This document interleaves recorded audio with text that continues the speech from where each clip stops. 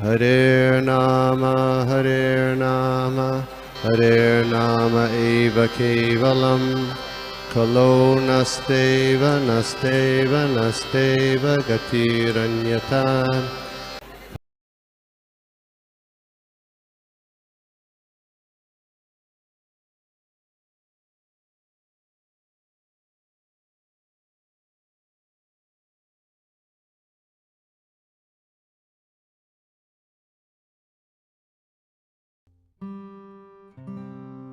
ये फैन मेरा नहीं, वो भागवतम का ब्यूटी है। That is why everybody is a fan. Bhagavatam ही ऐसा है कि सब लोग उसको सुनना चाहते हैं। वो मेरा तो सिर्फ ऐसा, मैं माउथ पीस हूँ ऐसा बोलते हैं।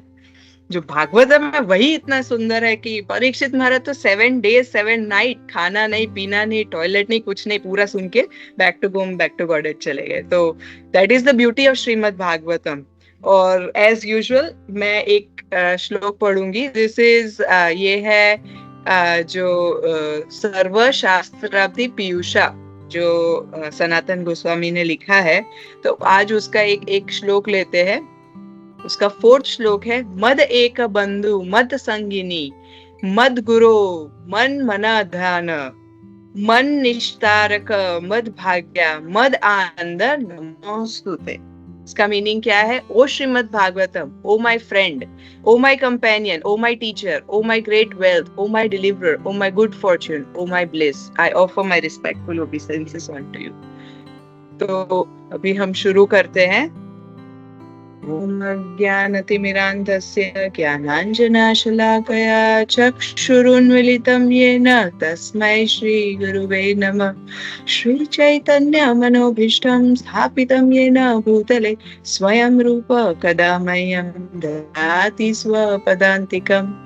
वन्देऽहं श्रीगुरु श्रीयुतपदकमलं श्रीगुरून् वैष्णवांश्च श्रीरूपं साग्रजातं सहगण रघुनाथान्वितं तं सजीवं साद्वैतं सावधूतं परिजनसहितं कृष्ण चैतन्य देवं श्री राधा कृष्ण पादान् सहगणा ललिता श्री विशाखान्वितांश्च।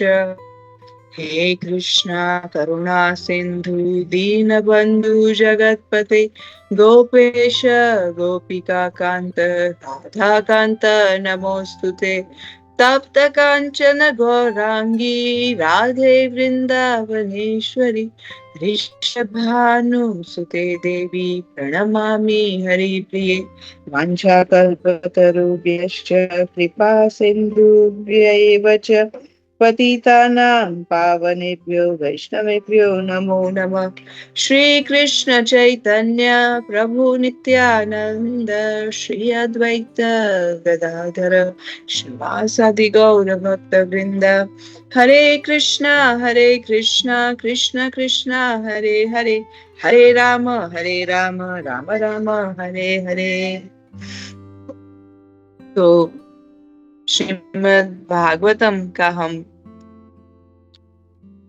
3rd कैंटो का 22nd चैप्टर का 8 श्लोक से आज डिस्कस करेंगे। शुरू करने से पहले ओम नमो भगवते वासुदेवाय, ओम नमो भगवते वासुदेवाय, ओम नमो भगवते वासुदेवाय।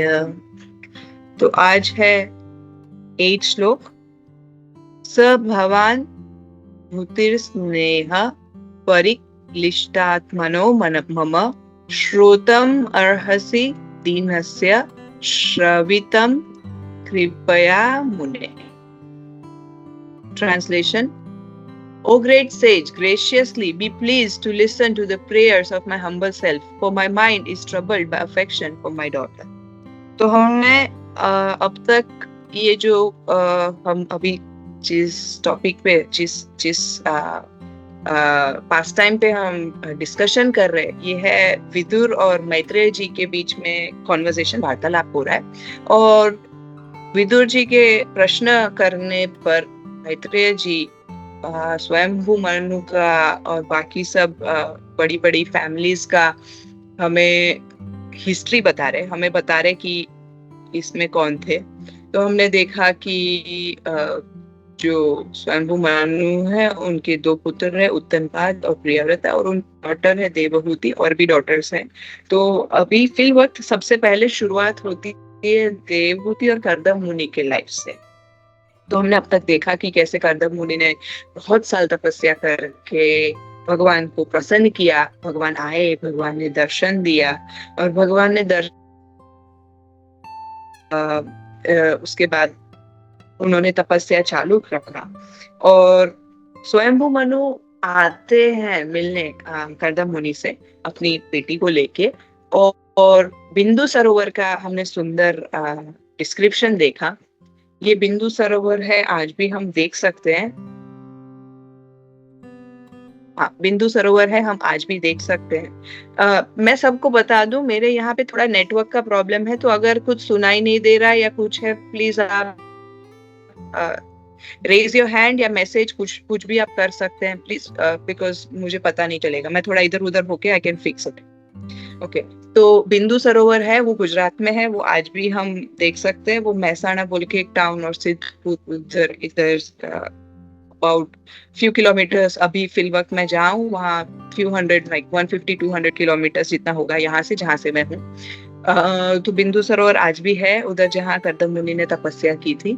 और बिंदु सरोवर के सुंदर विवरण के बाद हमने देखा कैसे कर्दम मुनि ने स्वागत किया स्वयंभू मनु का, कितने सुंदर शब्दों से स्वागत किया।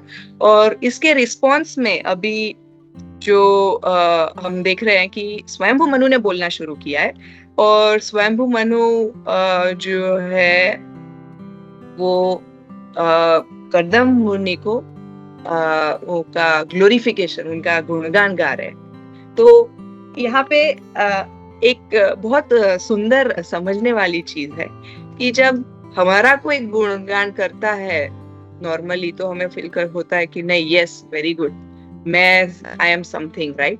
बट यहाँ पे जो कर्दम मुनि है उन्होंने और स्वयंभू मनु ने हमें एक बहुत अच्छी चीज, सुंदर चीज सिखाई है कि एक तो जो ग्लोरिफिकेशन है वो जेन्युइन होना चाहिए। कभी कभी भक्तों के संग में देखा जाता है, अरे प्रभु, अरे माता जी, आप तो प्योर डिवोटी है, ऐसे ऐसे ऐसे बोलते हैं। बट जो ग्लोरिफिकेशन है वो एक तो जेन्युइन फ्रॉम हार्ट होना चाहिए, एक ये चीज है। और दूसरी बहुत महत्वपूर्ण चीज ये है कि जो हम पिछले कुछ लोगों में हमने देखा कि जो स्वयंभू मनु है वो ऐसा नहीं बोल रहे हाँ yes I am so great, वो ऐसा बोल रहे कि नहीं थैंक यू, मुझे आपने बताया कि मुझे किस लेवल तक पहुंचना है या मुझे जो लेवल है वो मेंटेन करना है। तो इस हिसाब से नहीं देख रहे कि I am all in all, मैं सब अकम्प्लिश कर चुका हूँ, मुझे सब आता है, मैं बहुत अच्छा हूँ। तो ऐसे नहीं, वो लोग बता रहे हैं कि अगर हम जो हमें दिस इज रीअफर्मेशन, जो ये फिर से कंफर्मेशन मिल रहा है हमें कि नहीं, हमें क्या लेवल मेंटेन करना चाहिए और क्या लेवल से, जो लेवल हमारा है उससे ऊपर कैसे जाना चाहिए। तो ये हमने देखा स्वयंभू मनु के बिहेवियर से। लास्ट श्लोक में उन्होंने बताया कि लास्ट श्लोक बहुत इंपॉर्टेंट था हमारी स्पिरिचुअल लाइफ के लिए, जहाँ हमने देखा कि कैसे शिष्य को गुरु के आदेश का पालन करना चाहिए। तो हम आज इस चीज को कंटिन्यू कर रहे हैं, जो कल का टॉपिक था उसको आज कंटिन्यू कर रहे हैं। और फिर हम एंड में थोड़ा रेलेवेंस देखेंगे, हम थोड़ा ये देखेंगे कि एकदम से हम कर्दम मुनि, स्वयंभू मनु और देवहूति के विवाह की बात कर रहे हैं और एकदम से ये स्पिरिचुअल मास्टर ये सब कैसे आ गया, तो ये हम एंड में देखेंगे। तो पहले हम थोड़ा इस टॉपिक पे चर्चा करते हैं, ठीक है। There is और एक बहुत इंपॉर्टेंट टॉपिक है कि जब डिवोटी साथ में आते हैं उनका एक एजेंडा होता है। कभी आज भी हम देख सकते हैं मीटिंग्स होते हैं बड़े बड़े, ये है वो। तो यहाँ पे भी एक एजेंडा था, यहाँ पे एजेंडा था कर्दम मुनि और देवहूति के मैरिज का। बट हमने ये नोटिस किया कि वो लोग सीधा मिलके ये है देवहूति। कर्दम मुनि कहते हैं नहीं मुझे शादी करना है, ऐसे नहीं। उन्होंने पहले शुरू किया भगवान के गुणगान, भगवान के नाम, गुण, स्वरूप, लीला का डिस्कशन किया, भगवान के गुणगान गाए, एक दूसरे का ग्लोरिफिकेशन किया, और उसके बाद एजेंडा पे आए जो आज हम डिस्कस करने वाले हैं। तो ऐसा नहीं है सीधा है खट खट मीटिंग का क्या है एजेंडा हो, भक्ति वृक्षा में प्रसाद डिस्ट्रीब्यूशन, ऐसे नहीं। हम देख सकते हैं यहाँ पे इनके कोई भी हम देख सकते हैं। आप चैतन्य चरितामृत ले लो, कुछ भी ले लो, कोई भी पास टाइम ले लो, जहाँ दो डिवोटीज मिलते हैं वहां सबसे पहले, ये विदुर मैत्रेय के कॉन्वर्सेशन में भी यही हुआ, हमने देखा कि सबसे पहले तो भगवान का गुणगान, बिकॉज भगवान है वही हमारी कनेक्टिंग लिंक है। जैसे हम सब भक्त मिले हैं, जुड़े हैं, श्रीमद् भागवतम भगवान के थ्रू हम लोग मिले हैं, जुड़े। तो कोई भी मीटिंग है उसके एजेंडा में हमेशा कुछ तो फिलोसॉफिकल डिस्कशन, कुछ तो कृष्ण कथा का कुछ तो अंश, कुछ तो सार होना चाहिए। हम देख सकते हैं जो बड़े बड़े गुरुज हैं, बड़े बड़े जीबीसी और ये सब हैं, वो लोग मार्च में साधु संघ बोल के एक बहुत बड़ा इवेंट होता है मायापुर में, हर साल मिलते हैं। तो एवरी ईयर वो लोग जो मीटिंग चालू करते हैं वो जय राधा माधव से शुरू करते हैं, ऐसे नहीं कि हाँ हरे कृष्ण। और हम देख सकते हैं वो इवेंट में इतने बड़े बड़े कीर्तन होते हैं, all Maharaj together and they are all singing and dancing on harinam and kirtan. तो ऐसा नहीं है, जब वो भी इतने मतलब जीबीसी और ये लेवल के लोग जब डिस्कशन करते हैं, they are not just talking. और हम सोच सकते हैं उनके तो कितना टाइम लिमिट का होता है, right? They are all busy preaching, उनका हेल्थ इश्यूज ये वो, they are all super busy, but this is our priority. ये हमारा मेन क्राइटेरिया है। एजेंडाज है वो तो साथ में रहेगा, बट ये है हमारा मेन क्राइटेरिया। मैंने बहुत सारे वीडियोस भी ऐसे देखे, Maharaj together they are all dancing and singing on Hare Krishna kirtan विन साधु संगा। तो ये हमें इधर से ये सीखना भी चाहिए कि ऐसा नहीं है कि सिर्फ एजेंडा डिस्कस करके वाइंड अप करके चले जाए। तो दिस इज समथिंग हमें हमेशा याद रखना चाहिए। हमारा कोई भी मीटिंग, हम डिवोटीज के साथ मीटिंग है, हम कॉर्पोरेट मीटिंग नहीं कर रहे, तो वहां कुछ तो अंश होना चाहिए कृष्ण कथा का, कृष्ण लीलाओं का। अब आते हैं आज के श्लोक के ऊपर। तो आज के श्लोक में हमने थोड़ा गुरु के बारे में देखा है और हम थोड़ा गुरु के इस टॉपिक के बारे में चर्चा करेंगे। तो गुरु का एक टॉपिक जो ऐसा है वो एटलीस्ट इंडियन पॉपुलेशन में बहुत सेंसिटिव है। सेंसिटिव क्यों है? बहुत सारे लोग ऐसे हैं जो गुरु का महत्व जानते हैं, बहुत सारे ऐसे लोग हैं जो गुरु का कोई डिसरिगार्ड, कुछ है नहीं गुरु, ऐसे लोग हैं। तो इंडिया एक्चुअली वेस्टर्न वर्ल्ड में भी गुरु का बहुत कॉन्सेप्ट है, वो योग गुरु अब बहुत कॉमन, ऐसा नहीं है कि गुरु ऐसा शब्द है सिर्फ हिंदी या संस्कृत, ऐसा इवन उधर भी लोग बोलते हैं कि I have got my Guru IT गुरु, ये आर्ट का गुरु, ऐसा वो लोग खुद बोलते हैं, मेरे को क्रिकेट का गुरु, ऐसा even western people also have recognized, वो लोग को भी पता है गुरु शब्द के बारे में। तो जाने अनजाने बहुत सारे लोग समझते हैं गुरु के बारे में। अब कोई लोग ऐसे होते हैं जो एक्सेप्ट करते हैं कि नहीं हमें गुरु चाहिए, और अगर कोई लोग ऐसा बोलते हैं कि नहीं मुझे गुरु नहीं चाहिए, आई एम ग्रेट, वो डिनायल में है, बट एक्चुअली उनके भी गुरु हैं। कोई नहीं है तो गूगल, व्हाट्सएप, इंस्टाग्राम ये सब गुरु है, फेसबुक उनके गुरु है। तो इस विषय में एक बड़ा रोचक, this is a very interesting, हमारे साथ हुआ था। हम एक टीम ऑफ लोग थे, एक गुजरात के एक छोटे गांव में हम बुक डिस्ट्रीब्यूशन कर रहे थे। तो वहां पे एक डॉक्टर के क्लिनिक पे हम गए। तो जो डॉक्टर थे अच्छे खासे पढ़े लिखे डॉक्टर थे, अच्छी खासी बिजी उनकी, हम क्लिनिक पे ही गए थे तो बहुत सारे पेशेंट थे, उनको वेट करा के हम लोग के साथ कॉन्वर्सेशन शुरू किया। जो डॉक्टर साहब है वो बहुत अप्रिशिएट करने लगे, आप लोग जो कर रहे हो बहुत अच्छा है, ये है वो है, मैं भगवान राम का बहुत बड़ा भक्त हूँ, मैंने रामायण खरीदी है, हम लोग बुक डिस्ट्रीब्यूशन कर रहे थे तो हमने रामायण खरीदी है, अब भगवत गीता भी खरीद रहा हूँ आपसे। सब इतना अच्छे से बोल रहे थे, वो इतने स्ट्रॉन्ग थे कि नहीं, हिंदुइज्म वो, आप इस्कॉन लोग को संस्कृत का पाठशाला खोलना चाहिए, ये वो इतना स्ट्रांगली बोल रहे थे, इतना मतलब ऐसा लग रहा था कि अरे दिस पर्सन अभी अभी उनको बोलेंगे तो डिवोटी हो जाएंगे। बट उनका एक प्रॉब्लम था, वो पैशन था उनका संस्कृत का, ये जो नॉलेज जो अपना बोल रहे थे हिंदुइज्म का, वो कहाँ से आ रहा था। हमने पूछा आप इतना इतना बोल रहे हो, बोले फेसबुक पे एक ग्रुप है उधर से। तो पॉइंट यहाँ पे, पॉइंट कहने का पॉइंट ये है कि लोग गुरु में विश्वास करते हैं बट सोर्सेस उनके इधर उधर, ये वो ये हर जगह का ऐसा। तो ऐसा हम ये नहीं कह रहे कि ओके आप कर रहे हो वो गलत है, बट हम पॉइंट ये प्रेजेंट कर रहे हैं कि हर किसी को गाइडेंस की जरूरत होती है। कुछ लोग एक्सेप्ट करते हैं और कुछ लोग डिनायल में होते हैं और यहाँ वहां से मिसगाइड होके गाइडेंस देते हैं। तो there are cheaters and cheated, ठीक है। तो अगर आपका गोल है आपको चीट होना है तो आप चीटर गुरु के पास जाओगे, और अगर आपका गोल किसी को चीट करना है आप चीट गुरु बन जाओगे। तो ये बहुत फेमस, प्रभुपाद बहुत बोलते थे चीटर्स एंड चीटेड, ठीक है। बिकॉज कभी कभी आप गुरु के पास जाते भी हो तो भी आपको पता नहीं है क्या व्हाट यू वांट, क्या मांगना क्या है गुरु के पास, है ना। इसका एग्जाम्पल है, बहुत सारे एग्जाम्पल्स हैं।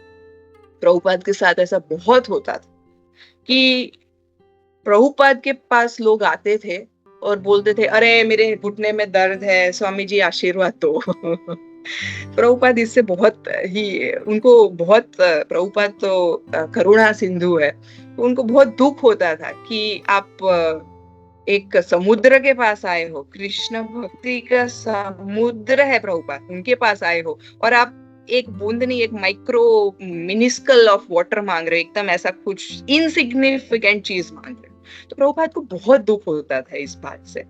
एक बार इंडिया में कहीं ट्रेन से जा रहे थे तो किस पता चला अरे स्वामी प्रभुपाद है अपने शिष्यों के साथ, हाँ स्वामी प्रभुपाद है अपने शिष्यों के साथ।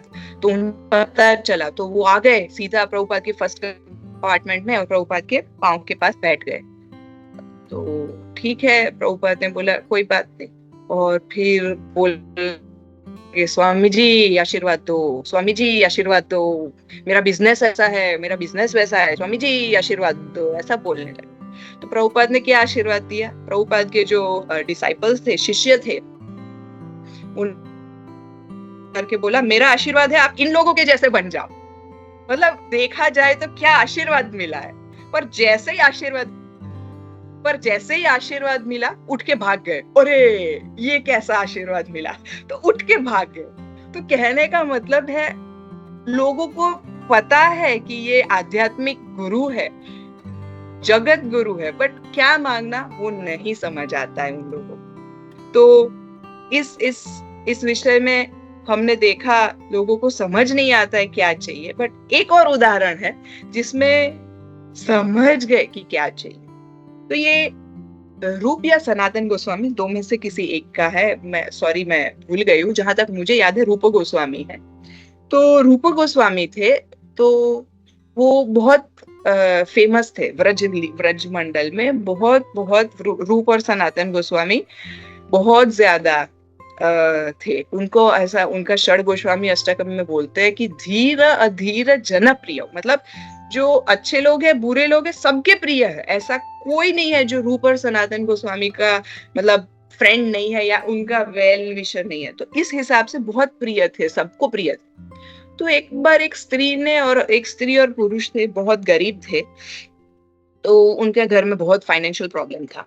तो लेडी माता जी ने उनको बोला अपने हस्बैंड को कि मैंने सुना है कि रूप गोस्वामी है, उनके पास एक टच स्टोन है, क्या बोलते हैं उसको हिंदी में, क्या बोलेंगे, जो उसको पारस, हाँ पारस मणि है, जो सोना, वो लोहे को टच करे तो वो सोना बन जाता है, उसे पारस मणि कहते हैं। उनके पास पारस मणि है, आप उनको उनके पास जाओ, लेके आओ, अब हमारा पूरे प्रॉब्लम सॉल्व हो जाएंगे। ठीक है जाता हूँ बोल के गए रूप गोस्वामी को प्रणाम किया, दंडवत किया और बोले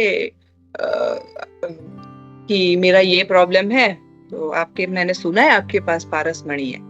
तो बोले हाँ है, सच बात है। बोले कहाँ है? तो उन्होंने बोला देखो, आप बाहर जाओगे मेरे आश्रम से, वहां पे कूड़ादान है, कूड़ादान के अंदर पड़ा है। ठीक है, बोले थैंक यू वेरी मच, मैं पारस मणि लेके जाऊंगा। तो गोस्वामी बोले हाँ आप लेके जाओ, कोई प्रॉब्लम नहीं। तो वो इंसान ने पूरा डस्टबिन ऐसा ऐसा ऊपर नीचे करके ढूंढ ढांड के, हाँ पारस मणि मिल गया बोल के घर की ओर चलने लगे। चलते गए चलते गए चलते गए चलते गए, आधा रास्ता घर का पहुंचे और फिर उनको क्लिक हुआ, कोई इंसान इतनी वैल्यूएबल चीज डस्टबिन में क्यों रखे? पॉइंट है ना, अगर पारस मणि इतना वैल्यूएबल है तो डस्टबिन में क्यों पड़ा है? उनको किया, अरे रूप गोस्वामी के पास इससे ज्यादा वैल्यूएबल कुछ तो होना चाहिए, अदरवाइज ये पारस मणि को डस्टबिन में नहीं रखते थे। अरे ठीक है, आधा रास्ता घर से आया हूँ, वापिस चला जाता हूँ घर, मैं वापिस चला जाता हूँ रूप गोस्वामी के आश्रम। रूप गोस्वामी के आश्रम पे गए, उनके पास जाके दंडवत करके बोले आप मेरे को सच नहीं बता रहे, ये सबसे वैल्यूएबल चीज नहीं है, अगर ये वैल्यूएबल होता तो आप इसे डस्टबिन में नहीं रखते थे। बोले यू आर राइट, ये वैल्यूएबल नहीं है मेरे लिए, क्योंकि मेरे पास कृष्ण भक्ति। और फिर वो जो भक्त थे वो उनको समझाते रूप गोस्वामी की कृष्ण भक्ति क्या चीज है और पारस मणि क्या चीज है। तो वो समझ जाते हैं और रूप गोस्वामी से आशीर्वाद देके अपना आध्यात्मिक जीवन शुरू करते हैं। तो हमने 2 एग्जाम्पल देखे, क्या मांगना चाहिए, कैसे मांगना चाहिए गुरु के साथ, और क्या नहीं मांगना चाहिए। तो इन सब में अब हम 2 चीज कॉमन आ रही है, गुरु शिष्य। गुरु शिष्य, तो इसके बारे में थोड़ा चर्चा करते हैं, क्योंकि जैसे मैंने बोला कि ये सब हम करदम मुनि और देवहूति की शादी हो रही, इसमें ये गुरु शिष्य का कहां से आया, तो इसका लिंक हम बाद में एंड में शेयर करेंगे। तो सबसे पहले समझते हैं जो बोनाफाइड, मतलब जो बोनाफाइड का हिंदी क्या करेंगे, बोनाफाइड मतलब जो ट्रू जेन्युइन गुरु है, उसका उसका उसका गुण क्या है। क्योंकि अगर हम परपोर्ट पढ़ते हैं तो इसमें बोनाफाइड गुरु बोला है, बोनाफाइड शिष्य बोला है, तो इसमें हम ये थोड़ा समझने की कोशिश करते हैं। तो जो बोनाफाइड गुरु है उनके थोड़े गुण होते हैं कि वो जो है वो एक गुरु शिष्य परंपरा में आते हैं। तो हमें सबको पता है 4 गुरु शिष्य परंपरा है और उनमें से किसी एक में होने चाहिए, ठीक है, ये उनका सबसे एक महत्वपूर्ण गुण है। हाँ, तो ये उनका एक महत्वपूर्ण गुण है कि वो गुरु शिष्य परंपरा में आने चाहिए। बिकॉज जो आज के गुरु है वो पहले किसी के शिष्य रह चुके हैं, ठीक है। तो ये है एक बहुत बड़ा गुण, कि ऐसा नहीं है कि हाँ मैं अब बहुत बड़ा हो गया हूँ कि मैं गुरु हूँ, मेरे से पूरा लाइन होता है, ऐसा नहीं है, ठीक है। जो गुरु है बहुत बड़ा, जो गुरु है उनका एक बहुत बड़ा गुण क्या है, गुरु का गुण ये है कि वो अपनी कथनी और करनी में कोई अंतर नहीं है, दे वॉक द टॉक, जो वो बोलते हैं वो करते हैं।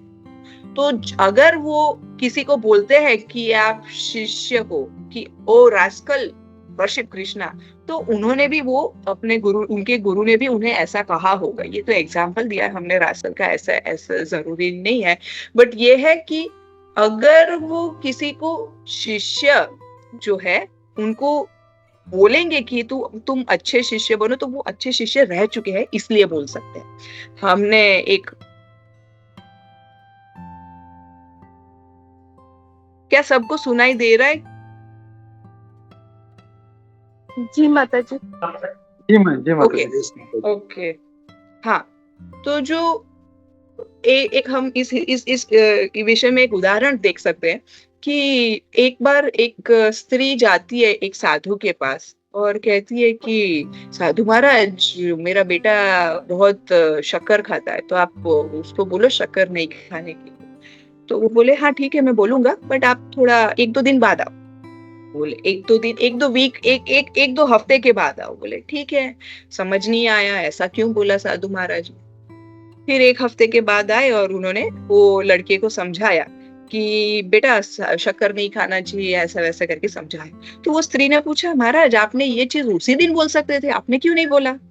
तो वो महाराज ने बोला, क्योंकि मैं तब शक्कर खाता था, और जो मैं नहीं करता हूँ वो मैं किसी और को नहीं, मैं खुद शक्कर खाता हूँ, मेरे को खुद शक्कर पसंद है, तो मैं किसी को बोल नहीं सकता क्योंकि मैं भी वो चीज ही करता हूँ। तो कहने का मतलब ये है, गुरु या आचार्य का एक गुण ये है कि वो जो कहते हैं वो करते हैं। ऐसा नहीं था कि प्रभुपाद चैंटिंग नहीं करते थे, ऐसा नहीं था कि प्रभुपाद का एक बहुत इम्पोर्टेंट फेमस हम कहते, बहुत सारे हैं वैसे, बट है always remember Krishna, never forget Krishna. तो हम देख सकते हैं प्रभुपाद की लाइफ में उन्होंने किया था।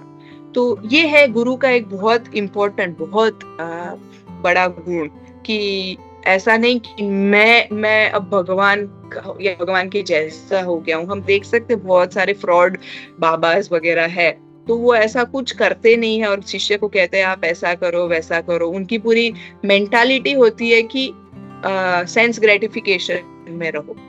तो हम देख सकते हैं कि प्रभुपाद कई बार बोलते भी है कि आप अगर मेरे को 100 स्त्रियों के बीच, नग्न स्त्रियों के बीच में रख दो, मुझे कुछ नहीं होगा, क्योंकि उनको पूरा सेंस कंट्रोल था। पर हम देख सकते हैं सो कॉल्ड आध्यात्मिक गुरु, कोट अनकोट आध्यात्मिक गुरु ऐसे हैं कि उनको वो तो सामने से कहते हैं कि नहीं, मुझे स्त्रियों का संग चाहिए, और लोग इतने बेवकूफ हैं कि अपनी बेटियों तक को दे देते हैं ऐसे बेवकूफ लोगों के पास।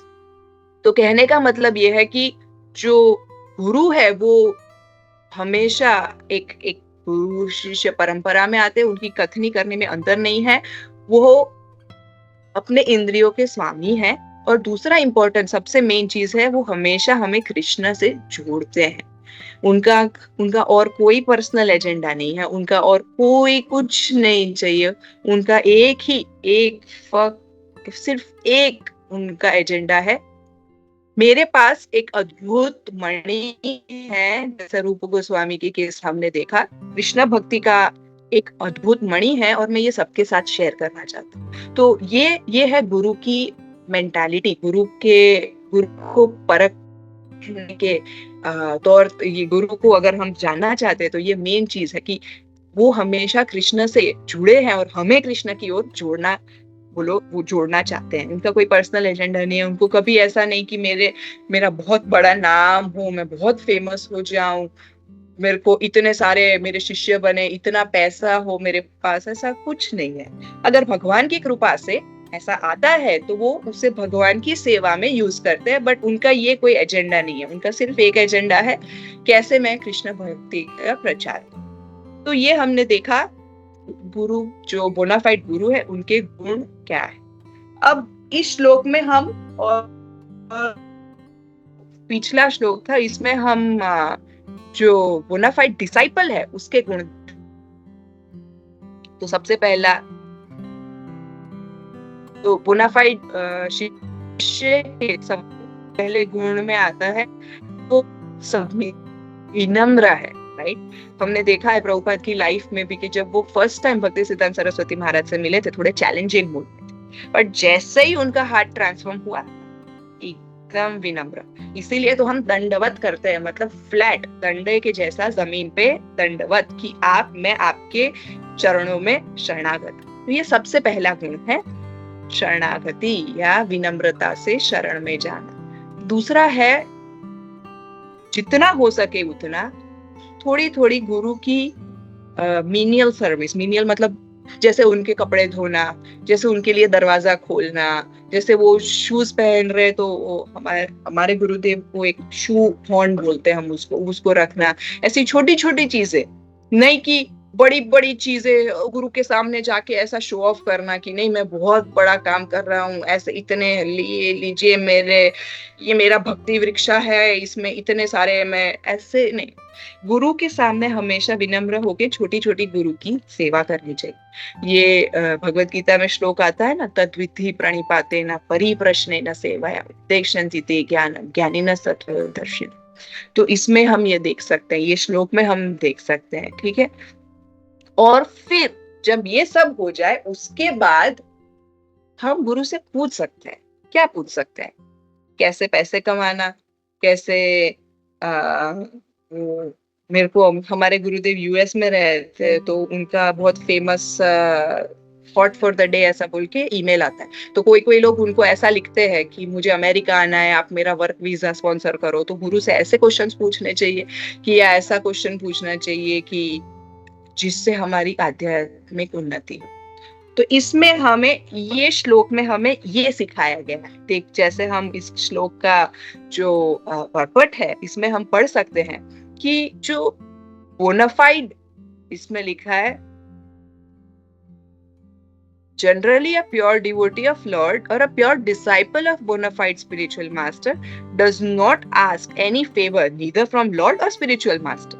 ठीक है, तो ये है कि जो गुरु है उसके साथ शिष्य का बहुत डीप कनेक्शन है, और वो कनेक्शन परमात्मा के थ्रू है। गुरु के हृदय में परमात्मा है, हमारे हृदय में परमात्मा है।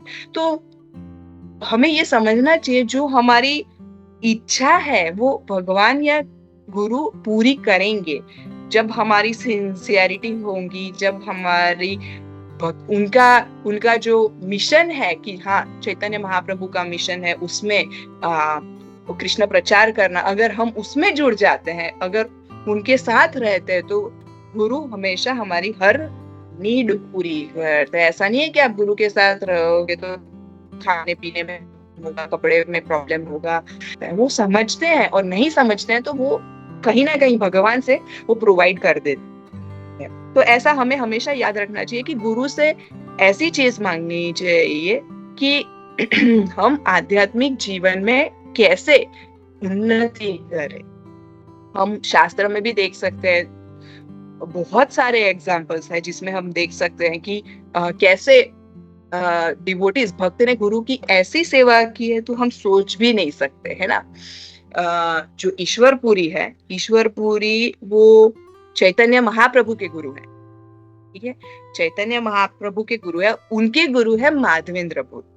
तो जो ईश्वरपुरी है उन्होंने अपने गुरु का स्टूल यूरिन, जब वो उनकी एज हो गई तो वो ज्यादा हिल फिर नहीं सकते, चल फिर नहीं सकते थे, तो उन्होंने वो भी किया है कि अपने गुरु की ऐसी सेवा भी की है।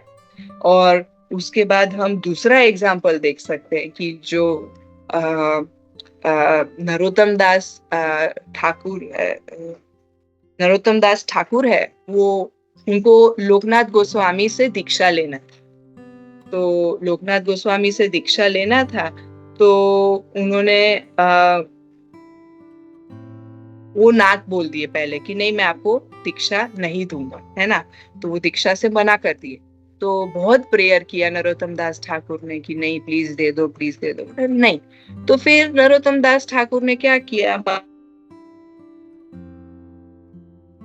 स्वामी को मन से मान लिया था। तो उन्होंने बोला ठीक है, क्या कर सकते हैं, एटलीस्ट मैंने तो, सॉरी। तो हम नरोत्तम दास ठाकुर की चर्चा कर रहे थे कि कैसे वो उन्हें दीक्षा लेनी थी लोकनाथ गोस्वामी से, और वो मना कर रहे थे। तो उन्होंने मन से तो गुरु मान ही लिया था, तो उन्होंने फिर मन से गुरु मान लिया था, तो अब क्या करें, तो थोड़ी सेवा करनी शुरू की। तो वो क्या सेवा करते थे, जहाँ लोकनाथ गोस्वामी अपना मल मूत्र स्टूल पास करते थे, वो जगह को हमेशा साफ करते थे।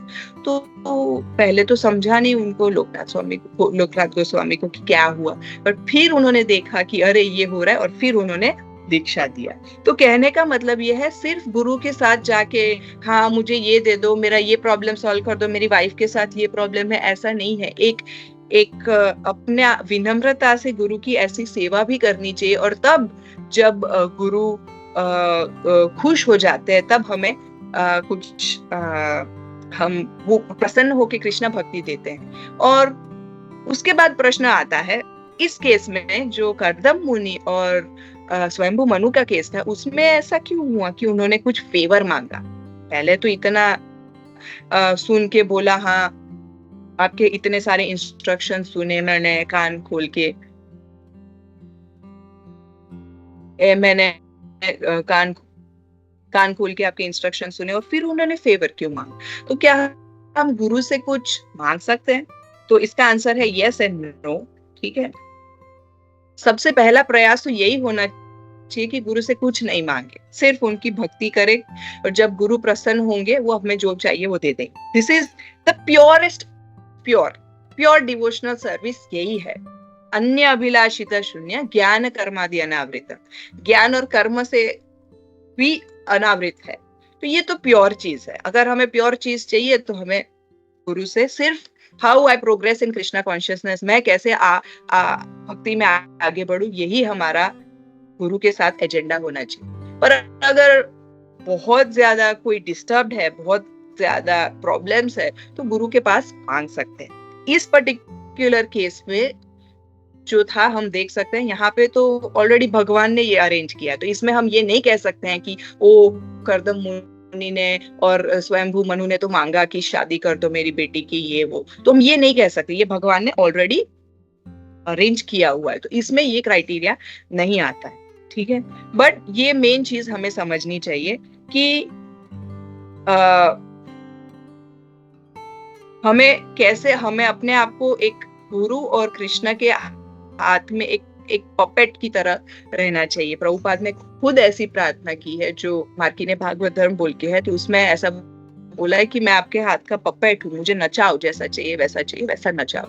तो ये हमारा मूड होना चाहिए। बट गुरु बहुत काइंड है, बहुत दयालु है। अगर वास्तव में शिष्य को कुछ खाए जा रहा है तो शिष्य गुरु से ये पूछ सकते हैं कि प्लीज हेल्प करो, मुझे ये प्रॉब्लम हो रहा है, मैं इसके चलते मेरा भक्ति आगे नहीं बढ़ रहा है। तो ये हम कर सकते हैं, बट ट्राई करना चाहिए। हमारा टाइम हमारे गुरु के पास बहुत लिमिटेड है ना। गुरु है वो ऑलरेडी एडवांस एज में है और गुरु के साथ जो मीटिंग करते हैं वो भी बहुत लिमिटेड टाइम, ऐसा तो है नहीं कोई गुरु बैठ के आपको घंटों घंटों तक कर रहे हैं। तो इस लिमिटेड टाइम में हमें हमारा जीवन, लाइफ आफ्टर लाइफ का प्रॉब्लम सॉल्व करना चाहिए, ये हमारा एजेंडा होना चाहिए। इस लाइफ का छोटा प्रॉब्लम भगवान की कृपा से सब सॉल्व हो जाए, यही समझ के भगवान का आशीर्वाद, जो भी प्रॉब्लम्स है भगवान का आशीर्वाद समझ के हमें हमारा स्पिरिचुअल लाइफ प्रोग्रेस करना चाहिए। ठीक है, और इसमें कहा है कि अगर गुरु प्रसन्न है तो वो हम अपने आप से देते हैं। मैं इसका बहुत अच्छा एग्जाम्पल देती हूँ। जब प्रभुपाद मायापुर में थे तो प्रभुपाद के बहुत सारे शिष्य थे जो उनकी सेवा कर रहे। अब ये सब अमेरिकन है और मायापुर उस समय ऐसा नहीं था जैसा हम अभी देख सकते हैं। उस टाइम पे सिर्फ खेत पे खेत थे और उधर सिर्फ प्रभुपाद के लिए भोजन बनाना मतलब बोट लेना, बोट लेके कहीं और जाना, कहीं और जाके सब्जी खरीदना, वापस आना, ये करना। अब समझो एक माता जी है, उनका छोटा बच्चा भी है, ये इनका नाम है मालती माता जी।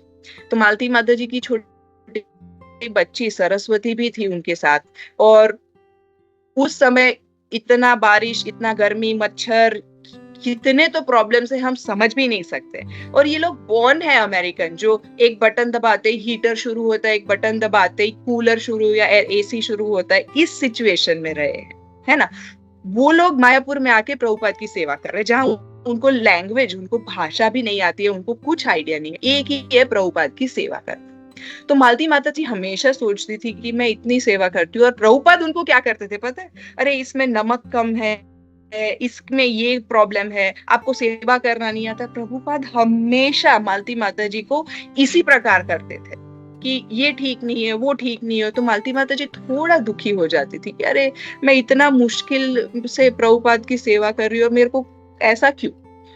फिर एक समय की बात है, प्रभुपाद के गुरु भाई आए, उनको कुछ सेवा चल रही थी, तो मालती माता जी ने जो बनाया था प्रसाद वो प्रभुपाद को उनके गुरु भाई को सर्व किया, और उन्होंने दोनों प्रसाद ले रहे थे और प्रभुपाद ने ऐसा बोला मालती माता जी को, और ऐसा फिंगर करके, ये मेरे लिए अपना गला कटा सकती है और मैं इसके लिए अपना गला कटा सकता हूँ। ये लोग मेरे लिए अमेरिका का पूरा सुख सब छोड़ के इधर आए और मेरी इतनी सेवा करती है, ये बच्चा लेके इतना करती है, और मैं इसके लिए कुछ भी कर सकती हूँ। तो मैंने पॉइंट है। प्रभुपाद ने जब ये बोला, मालती माता जी इतना मतलब रो रो के उनकी हालत बुरी हुई कि ऐसा, और ऐसा है नहीं, प्रभुपाद ने वास्तव में ऐसा किया। हम देख सकते हैं मायापुर में उन्होंने पहले राधा माधव का मंदिर नहीं बनाया, उन्होंने सबसे पहले बनाया आश्रम जिसमें भक्त रह सकते हैं। उन्होंने ऐसा नहीं कि मैं कृष्ण की सेवा करके बड़ा मंदिर बनाऊं। फर्स्ट थिंग मायापुर में बनी वो था भक्तों का एक रहने की जगह। तो प्रभुपाद ने ये किया है। और जब जब शिष्य अपना फुल हार्ट देके गुरु की सेवा करता है तो गुरु तो डेफिनेटली कुछ भी कराने के लिए तैयार है। तो ये हमें समझना चाहिए कि कोई फेवर नहीं मांगना चाहिए, ये अपने आप हो जाए। तो अब हम ये इंटरेस्टिंग क्वेश्चन पे आते हैं कि ये सब में हम कर्दम मुनि और देवहूति के शादी के इस सब में हम ये कहाँ से आ गया सब कि गुरु शिष्य ये वो। तो समझने का पॉइंट है कि अगर हम प्रभुपाद की परपट नहीं पढ़ेंगे तो हम ऐसे ही एज अ स्टोरी ऐसे, हाँ कर्दम मुनि मिले, देवहूति मिले, ये सब हाँ, तो ये सब उसको स्टोरी के जैसे समझ के एक पन्ना, दूसरा पन्ना, तीसरा पन्ना ऐसे चले जाएंगे। तो ये है प्रभुपाद के परपट्स, जो प्रभुपाद का मास्टर जो पीस बोलते हैं, ये प्रभुपाद का हमारे ऊपर कृपा है कि हम इसे इस पूरे इंसिडेंट को कैसे समझना चाहिए वो बता रहे। भागवतम है, इसमें हम जो मैंने फर्स्ट श्लोक बोला उसमें रूप गोस्वामी ने भी यही बोला है कि मेरा नित्य कंपेनियन है। तो हम जो ये बड़े बड़े पर्सनालिटीज है, कर्दम मुनि, स्वयंभू मनु, उनसे ये सीख रहे हैं कि हमें कैसे हमारे गुरु के साथ हमें अपने आध्यात्मिक जीवन में कैसे प्रगति करनी चाहिए। ये सिर्फ ऐसा नहीं है कि हाँ मिले, उनका विवाह हुआ, सिर्फ गृहस्थ आश्रम कैसे जिया, ये नहीं, ये भी सिखा रहे अपने एग्जाम्पल से कि गुरु के साथ हमारे कैसे रिलेशन, कैसे हमें आध्यात्मिक प्रगति करनी चाहिए। डिवोटीज के साथ जब कोई ग्लोरीफाई करता है तो कैसे बिहेव करना चाहिए। तो हमें हमेशा कोई भी पास टाइम हम देखते हैं, इसमें से क्या सीखे, ऐसा डीप अंडरस्टैंडिंग होना चाहिए। तो इसीलिए हम ये सब समझ रहे हैं, इसीलिए ये सब कर रहे, ये सब इतना डिटेल में गुरु शिष्य का डिस्कशन कर रहे हैं, because these great devotees Kardam मुनि, स्वयंभू मनु, ये हमें सिखा रहे अपने एग्जाम्पल से what we should do when we are in presence of guru, और हम कैसे बिहेव करें कोई सीनियर डिवोटी या कोई हमें ग्लोरीफाई करे। तो ये सिखा रहे अपने एग्जाम्पल से। तो ये हमें हमेशा सीखना चाहिए कि हर श्लोक, हर श्रीमद् भागवतम के भक्त या पर्सनालिटीज जो है अपने कैरेक्टर से हमारे कैसे आध्यात्मिक प्रगति करे, ये सिखा रहे। अब क्विकली वर्स नंबर 9 पे जाते हैं। तो verse number 9 pretty straightforward है। उसमें यही बोला गया है कि कर्दम मुनि को क्यों देवहूति से शादी करना चाहिए। तो उन्होंने ये बोल दिया है कि हाँ उनका चरित्र बहुत अच्छा है, वो गुणवान है, उनकी एज ठीक है, उनका फैमिली अच्छा है। तो वो बोलते हैं हाँ वो प्रियव्रत और उत्तानपाद के सिस्टर हैं, तो इसीलिए उनका फैमिली भी अच्छा है। और हम देख सकते हैं आजकल भी वेडिंग में यही होता है, जो ट्रू वैदिक वेडिंग है उसमें पूछते हैं कि भाई आप फैमिली क्या है, कौन से गांव से है, ये सब पूछते हैं। तो वही हो रहा है यहाँ पे। और जो एक चीज समझने की है, जो एक्चुअल वैदिक वेडिंग है वो फादर की रिस्पॉन्सिबिलिटी है। प्रभुपाद परपोर्ट में समझाते हैं कि इवन तो देवहूति बहुत मैच्योर है, बहुत क्वालिफाइड है, बहुत गुणवान है, उन्होंने अपना लाइफ अपने हाथ में नहीं ले लिया, उन्होंने अपना पूरा डिसीजन अपने फादर पे छोड़ा। ये एक इम्पोर्टेंट चीज है। तो फादर की रिस्पॉन्सिबिलिटी है, but importantly very important to know कि जो चॉइस है वो बेटी की होती है हमेशा, मोस्ट ऑफ द टाइम, हमेशा नहीं, कभी कभी ऐसा नहीं होता है, but mostly the choice is daughters. हम देख सकते हैं स्वयंवर होते हैं, इस केस में भी चूज तो देवहूति ने पहले ही किया था, अभी नेक्स्ट वर्सेस में आएगा। तो ऐसा नहीं है कि वैदिक कल्चर में बूढ़े जो ऋषि मुनि है वो ऐसे राजा की यंग पुत्रियों से ऐसे विवाह करते हैं for any lusty desires, but it is just marriage का ट्रू पर्पस है to give progeny, that is जो संतान है वो इस जगत के आध्यात्मिक कल्याण के लिए, जगत के प्रोग्रेस के लिए हो। तो इसलिए ये सब होता था। तो वैदिक मैरिज में जो ये हम सुनते हैं कि चाइल्ड मैरिज, फोर्स मैरिज, ये नहीं है, वो थोड़ा परवर्टेड, थोड़ा उल्टा समझ है लोगों की। तो लेट्स एंड द क्लास, यहाँ पे हम विराम देते हैं और जस्ट एक डीप हार्ट से गुरु और कृष्ण को थैंकफुल होते हुए हम ये प्रेयर करते हैं कि हम कैसे स्पिरिचुअल लाइफ में प्रोग्रेस करें, ये सीखे इन सब ग्रेट पर्सनालिटीज ऑफ भागवतम से। तो कोई प्रश्न, कोई कमेंट्स, प्लीज आप हाथ ऊपर कर सकते हैं।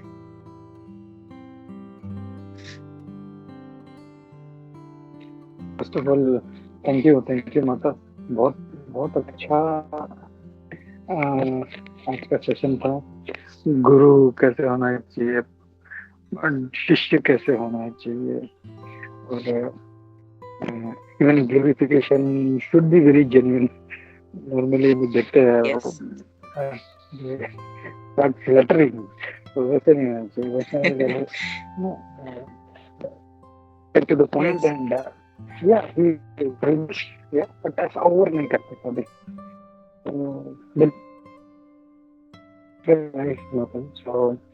So thank you for that। तो मैं कुछ भक्तों से रिक्वेस्ट करता हूँ कि कोई yes Hare Krishna. Yes Prabhu, Hare Krishna. Hare Krishna. Hare Krishna.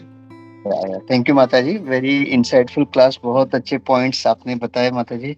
And when you are talking about जैसे कि एक समुद्र से मतलब लाइक हमको मतलब रिजल्ट क्लास, तो एक कहानी याद है कि एक बूढ़ी औरत जो हमेशा सर पे लकड़ियों का ढेर लेके जाती थी, एक बार उनके सर से गिरा एंड वो रोने लगी और भगवान को पुकारने लगी, और व्हेन लॉर्ड केम तो उन्होंने क्या मांगा कि भगवान कृपा करके ये जो गिरा है मेरे सर पे रख दो, मैं उठा नहीं सकती। तो we are like that, and even lord अगर सामने आए, instead of asking for, we will ask वही जन्म मृत्यु में कैसे हमको, तो जस्ट रिमेंबर दैट माता जी। यस, सही, बहुत सही पॉइंट। और यस सर, प्लीज माता जी दिस इज द बिगेस्ट, ये मतलब ये ना वास्तव में बहुत दुख की, खेद की बात है कि हम लोग ऐसा करते हैं, बट द फैक्ट इज ऐसा होता है, हम देख सकते हैं।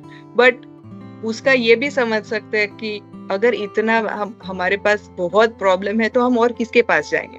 गुरु इज आवर फादर।